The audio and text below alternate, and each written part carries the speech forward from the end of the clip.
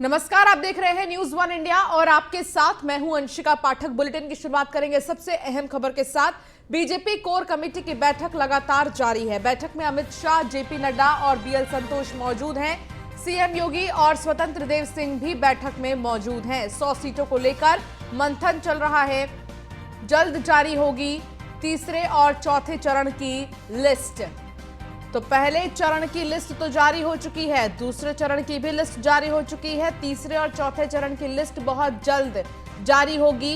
सीटों को लेकर, उम्मीदवारों को लेकर मंथन चल रहा है कि किस उम्मीदवार को किस सीट से उतारा जाए और किसको टिकट दिया जाए।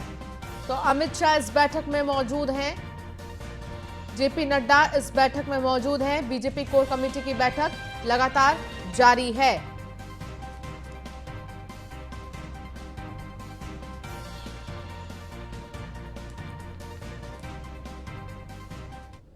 बीजेपी की कोर कमेटी की बैठक को लेकर न्यूज वन इंडिया संवाददाता पीयूष तिवारी से बीजेपी के विदेश राज्य मंत्री मीनाक्षी लेखी ने खास बातचीत की।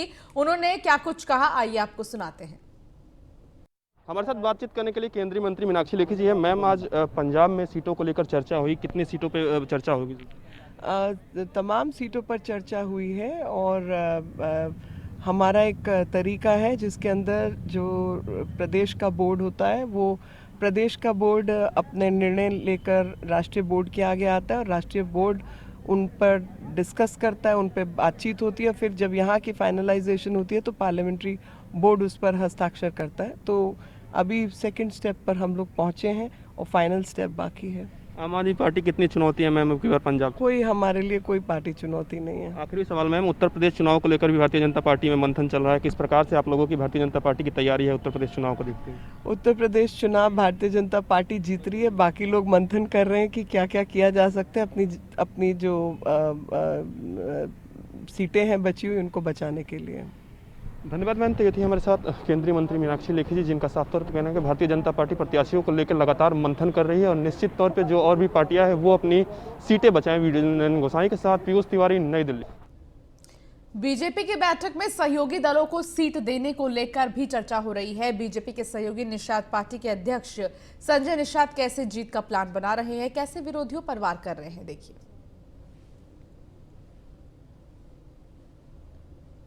तो निषाद पार्टी के जो अध्यक्ष हैं,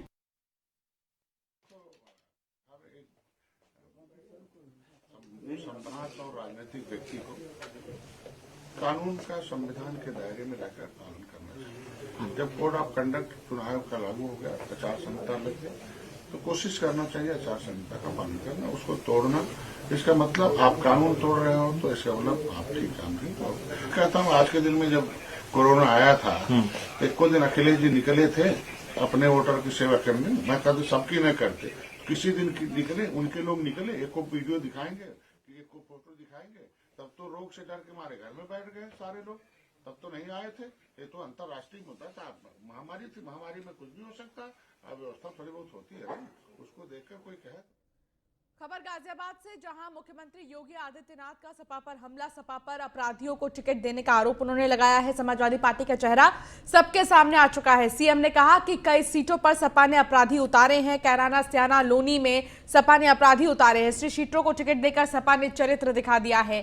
पलायन के जिम्मेदार को सपा ने टिकट दिया है। सपा की पहली सूची में कई पेशेवर अपराधी हैं। क्या कुछ कहना था सीएम योगी का, आपको सुनाते हैं।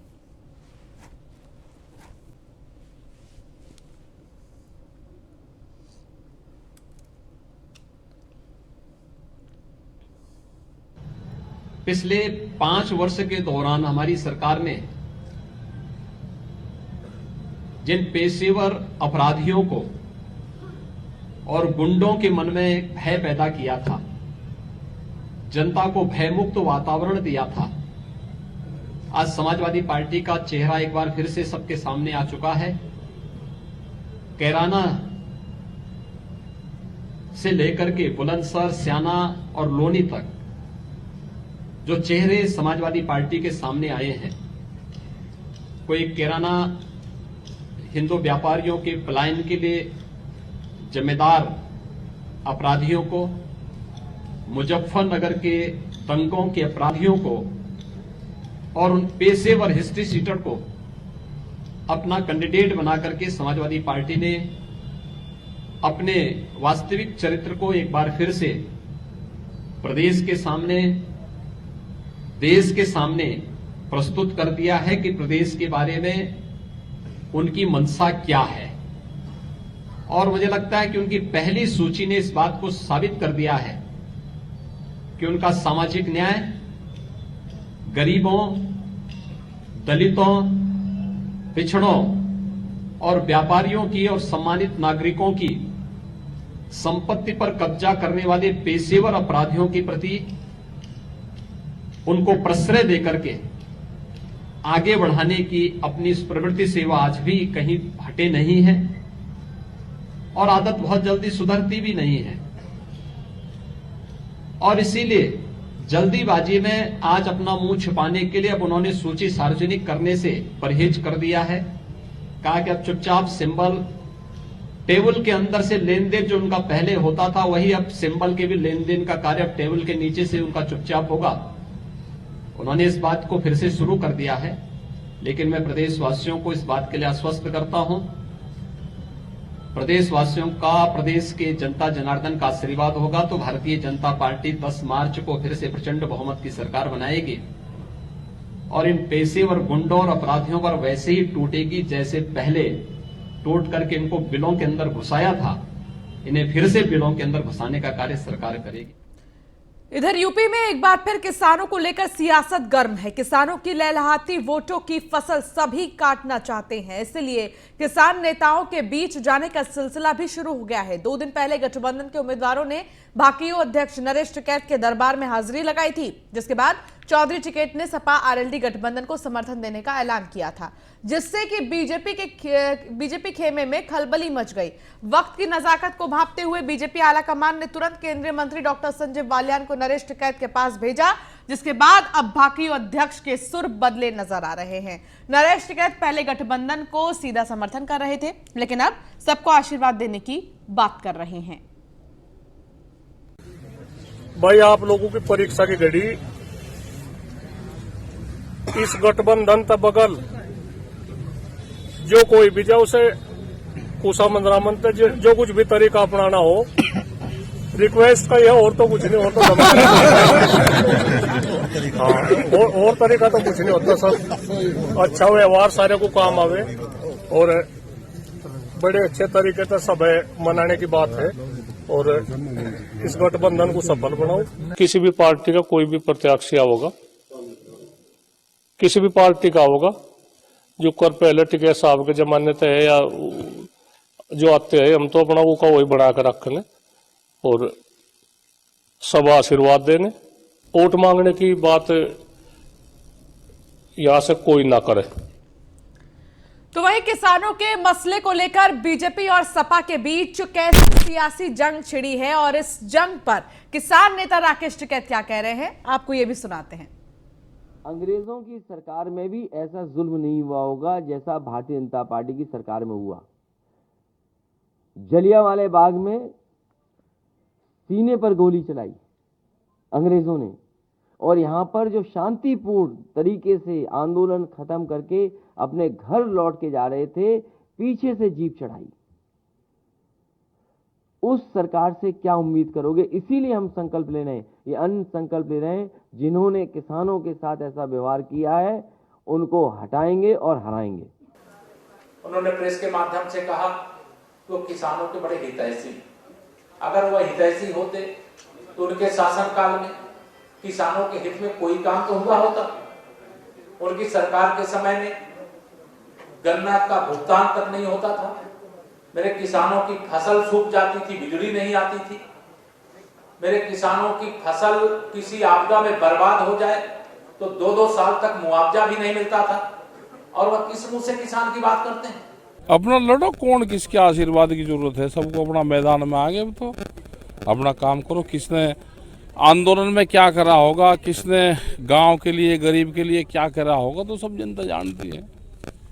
जिसको जनता चाह लेगी कर लेगी। कल आपके यहाँ से एक समर्थन की बात जारी हुई थी, वो तो कोई लोग वहाँ पे गए, उन्होंने अपना सिंबल दिया, उसको वापसी देगा, उसने कहा अपना जाकर लड़ो चुनाव।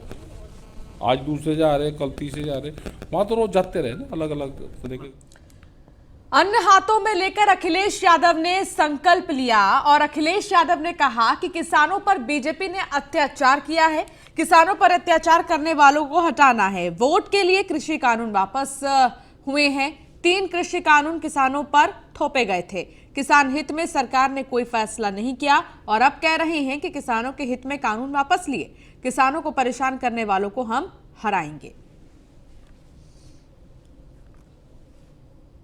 साथ साथ समाजवादी पार्टी का मैनिफेस्टो तो आएगा और मैनिफेस्टो में बहुत सी चीजें आएंगी, लेकिन आज किसान के सवाल पे जब अंत संकल्प लिया है तो समाजवादी पार्टी और हमारे मैनिफेस्टो में इस बात को शामिल करेंगे कि सभी फसलों के लिए एमएसपी प्रदान की जाएगी और गन्ना किसानों को 15 दिन में उनका भुगतान सुनिश्चित किया जाएगा। इसके लिए फार्मर्स रिवॉल्विंग फंड भी अगर बनाना पड़ेगा, फार्मर्स रिवॉल्विंग फंड बनाने का काम करेंगे जिससे किसानों का भुगतान न रुके। साथ ही साथ 300 यूनिट जो फ्री बिजली का समाजवादी पार्टी ने संकल्प लिया है, घोषणा की है, मैनिफेस्टो में शामिल करेंगे। मैं उस बात को फिर दोहराता हूं कि सभी किसानों की सिंचाई के लिए मुफ्त बिजली दी जाएगी। साथ ही साथ ब्याज मुक्त लोन, बीमा एवं पेंशन की भी व्यवस्था किसानों के लिए की जाएगी। उसके बाद उत्तर प्रदेश के मुख्यमंत्री जी ने कहा कि हमारी भी इतने $1 ट्रिलियन की इकोनॉमी हो जाएगी। और जहां तक समाजवादी पार्टी का है, इसीलिए मैंने कहा कि हम मैनिफेस्टो में जब आपके सामने आएंगे उन तमाम बिंदुओं को रखेंगे जिनसे इन चीजों को पूरा किया जाएगा। उत्तराखंड के सीएम भूपेश बघेल ने आज फिर ग्रेटर नोएडा और नोएडा में कांग्रेस उम्मीदवार के समर्थन में चुनाव प्रचार किया है। इस दौरान उन्होंने कहा कि उत्तर प्रदेश में रोजगार, किसान, महिलाओं के सम्मान की बात नहीं होती है और धर्म की बात होती है। सिर्फ यूपी में 2 बार जाति के आधार पर सरकार बनी तो अखिलेश जी, मायावती जी सीएम बने। धर्म के आधार पर सरकार बनी तो योगी जी सीएम बने, लेकिन जनता को क्या मिला? उन्होंने कहा कि नोएडा और दादरी विधानसभा में किसानों की समस्या बड़ी है, अभी तक इनके मुआवजे का प्रकरण पूरा नहीं हुआ।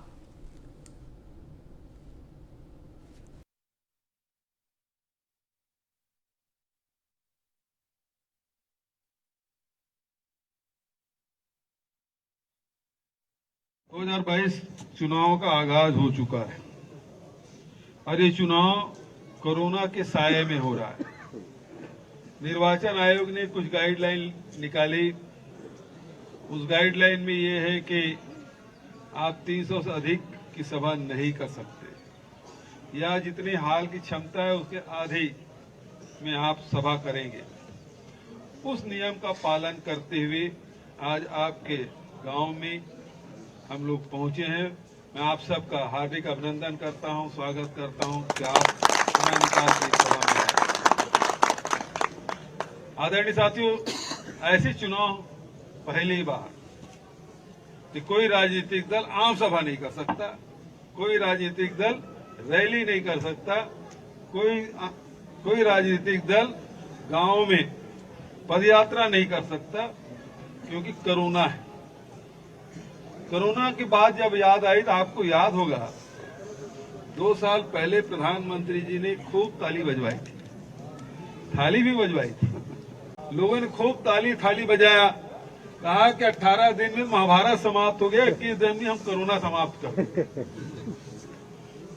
लेकिन साथियों, कोरोना समाप्त नहीं हुआ।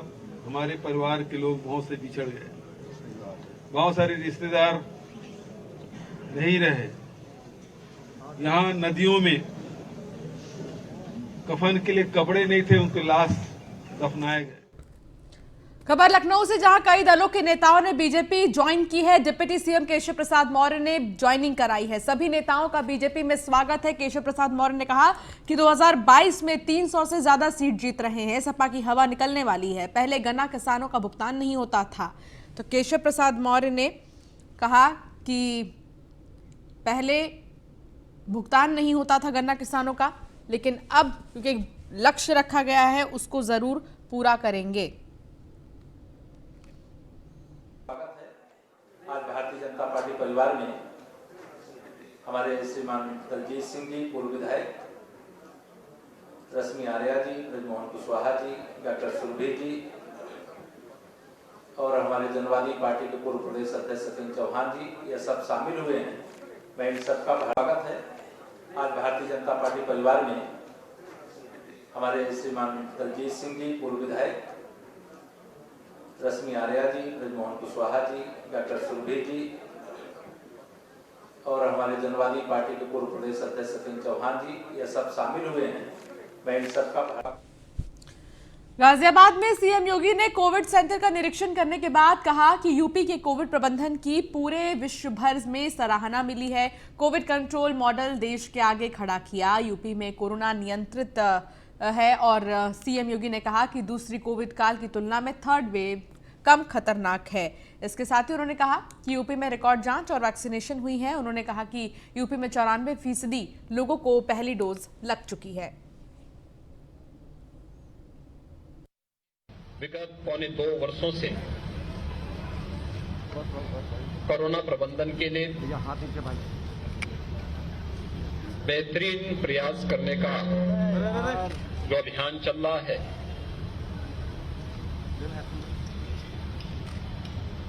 उसके अच्छे परिणाम भी देखने को मिले हैं। भारत के कोरोना प्रबंधन को दुनिया ने स्वीकार किया है और भारत के कोरोना प्रबंधन की सर्वत्र न केवल चर्चा हुई है बल्कि हर एक जगह उसको सराहा भी गया है। उत्तर प्रदेश के अंदर कोरोना प्रबंधन की इस कार्यक्रम को हम लोगों ने प्रथम और द्वितीय वेव के दौरान सफलतापूर्वक न केवल इस सदी की सबसे बड़ी महामारी को नियंत्रित करने में सफलता प्राप्त की थी, बल्कि कोविड प्रबंधन का एक मॉडल भी देश के अंदर खड़ा करने में सफलता प्राप्त की थी। स्वास्थ्य विशेषज्ञों ने जो एक आशंका व्यक्त की थी कि अगस्त सितंबर 2021 में कोरोना की थर्ड वेव आएगी और आशंका व्यक्त की थी कि जो सेकेंड वेव की तुलना में ज्यादा खतरनाक होगी, वह बेहतरीन कोविड प्रबंधन के माध्यम से न केवल देश में बल्कि उत्तर प्रदेश में भी पूरी तरह नियंत्रित रही। प्रतापगढ़ के विश्वनाथगंज विधानसभा में इस बार दिलचस्प मुकाबला होता दिखाई दे रहा है। मायावती ने इस सीट को जीतने के लिए नया प्रयोग किया है। बीएसपी ने पहले घोषित प्रत्याशी संजय तिवारी का टिकट काटकर मुस्लिम कैंडिडेट अशफाक अहमद पर दांव खेला है। अशफाक के चुनाव मैदान में आने से सपा और अपना दल के बीच टक्कर मानने वाले राजनीतिक पंडित भी हैरान हैं। फिलहाल कोविड के बढ़ते प्रकोप को देखते हुए चुनावी जनसभाएं और रैलियों पर रोक लगा है। प्रत्याशियों को डोर टू डोर जनसंपर्क करना पड़ रहा है।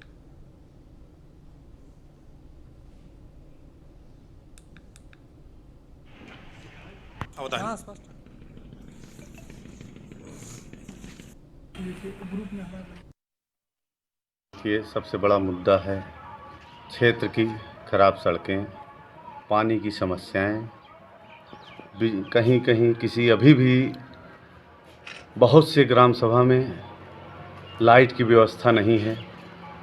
हमने क्षेत्र में भ्रमण के दौरान कई जगह पे देखा है, कई ग्राम सभाओं में जहाँ पे आज भी बिजली की समस्या नहीं, वहाँ लोग आज भी चिराग जला के रहते हैं। हमारा सबसे बड़ा यही हमारे लिए है कि अगर विधायक बनते हैं तो कोने कोने में बिजली पहुँचाने का काम करेंगे, पानी पहुँचाने का काम करेंगे, सड़क बनवाने का काम करेंगे। बागपत के बड़ौत विधानसभा सीट से वर्तमान विधायक और बीजेपी उम्मीदवार केपी मलिक ने नामांकन किया है। इस दौरान उनसे हमारे संवाददाता विकास शर्मा ने खास बातचीत की, सुनिए। बागपत जनपद के बड़ौत विधानसभा के विधायक केपी मलिक ने आज नॉमिनेशन किया है। आज मेरे साथ बड़ौत विधानसभा के विधायक केपी मलिक साथ हैं। विधायक जी का न्यूज़ 1 इंडिया चैनल में स्वागत है। धन्यवाद जी। विधायक जी, आपको पार्टी ने दोबारा से मौका दिया है कि किस मुद्दों पे चुनाव लड़ोगे आप? सबसे पहले तो मेरे साथ अपने अध्यक्ष जी हैं और शीर्ष नेता भी हैं जिन्होंने मेरे पर दोबारा ये विश्वास जताया कि भाई मैं दोबारा चुनाव लड़ सकूं। उनका आपके माध्यम से धन्यवाद करना चाहता हूं। साथ ही साथ चुनाव लड़ने की प्रक्रिया कोई नई नहीं होगी। मैं 34 साल से लगातार पदों पर हूँ और लगातार चुनाव लड़ता आ रहा हूँ। उसी तरह का अब की बार और उत्साह भरे माहौल में चुनाव लड़ने का काम करूँगा। जिस तरह से लगातार आपके गठबंधन से आपका चुनाव हुआ, पिछली बार गठबंधन नहीं था, तो ऐसा क्या प्लान है कि गठबंधन को हराने के लिए आप क्या करेंगे? मुझे नहीं लगती कोई प्लानिंग करने की ज़रूरत है। पिछली बार इस गठबंधन से बड़ा गठबंधन, क्या महागठबंधन कहूँगा, जिसमें बसपा, कांग्रेस सभी पार्टियां शामिल थी लोकसभा में, उसका परिणाम आप देख चुके हो और परिणाम पहले से बेहतर आने वाला परिणाम है। जिससे पार्टी से मंत्री भी और विधायक भी जा रहे हैं, ऐसा कुछ असर पड़ेगा इस चीज़ का? बिल्कुल नहीं पड़ेगा। ये तो पहले से ही चलन है। हर बार जितने चुनाव हो रहे हैं, कितने अगर हमारे कुछ गए हैं तो हमारी तरफ कुछ आए भी हैं, तो ये कोई नया काम नहीं हुआ। विधायक केपी मलिक का कहना है कि इस बार मुद्दों पर चुनाव लड़ा जाएगा और जो विधायक और जो मंत्री जा रहे हैं उनसे इस चीज़ पर कोई असर नहीं पड़ेगा। कैमरामैन आशीष त्यागी के साथ मैं विकास शर्मा, न्यूज़ 1। संभल के चंदौसी मंत्री गुलाबो देवी को बीजेपी ने अपना उम्मीदवार बनाया है, जिसको लेकर बीजेपी कार्यकर्ताओं में नाराजगी है। गुलाबो देवी के टिकट मिलने के विरोध में एक बीजेपी कार्यकर्ता पानी की टंकी पर चढ़ गया और कूदने की धमकी देने लगा। हालांकि मौके पर पहुंची पुलिस ने उसे समझाया बुझाया। आपको बता दें कि गुलाबो देवी के विरोध में अब तक करीब 500 बीजेपी कार्यकर्ता ने इस्तीफा दे दिया है।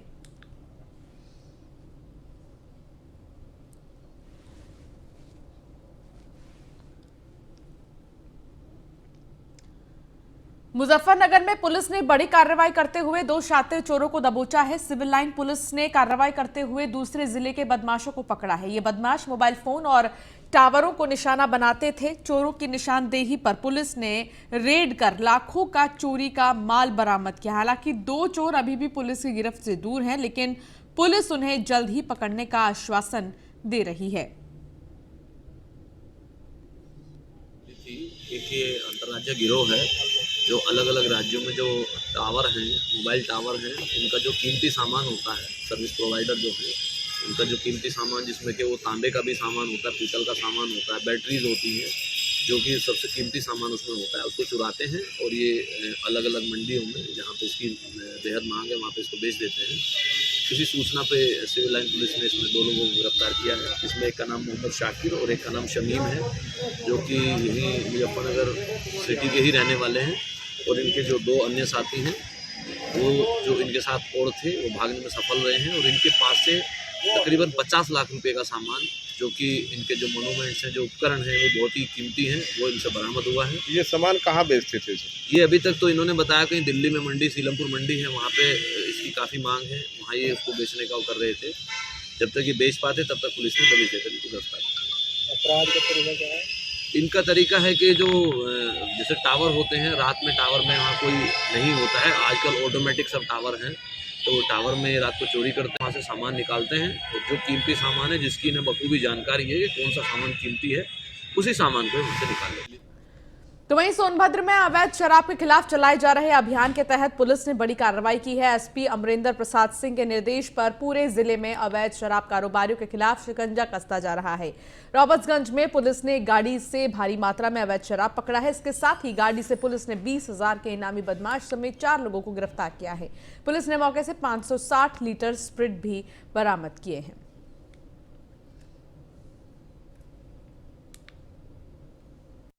बीती रात में रॉबर्ट्सगंज कोतवाली पुलिस, हमारी स्वाट सर्विलांस और एसओजी टीम और आबकारी विभाग की टीम की द्वारा एक संयुक्त कार्रवाई में बड़ी मात्रा में अवैध शराब के कारोबार का खुलासा हुआ है और बरामदगी हुई है। सूचना मिली थी कि गंगवार गांव में अवैध स्प्रिट को डाइल्यूट करके और वहां से सप्लाई किया जाता है। एक घर में ये काम किए जाने की सूचना मिली थी। विजय सोनकर उर्फ डब्बल, ये लोहरा का रहने वाला है।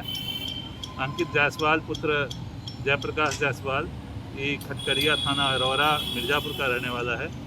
और संजीत कुमार तिवारी, ये भी गंगवार का रहने वाला है और इंद्रजीत का भाई है। इसमें जो अंकित है, अंकित पे 20,000 रुपये का इनाम भी था और ये पिछले दिनों जो घोरावल में मिश्रित शराब का खुलासा हुआ था उसमें बांसी चल रहा था। विजय सोनकर पहले गैंगस्टर और शराब में। प्रदेश में आचार संहिता लागू है, कोरोना का कहर भी जारी है। तो वहीं झांसी के मऊरानीपुर के ग्राम टकटौली मलवारा में रामलीला कार्यक्रम में मंच पर भगवान के स्वरूपों की झांकी के साथ बालाओं और से जमकर डांस किया गया है। फिलहाल बालाओं के डांस का जो वीडियो है सोशल मीडिया पर जमकर वायरल हो रहा है।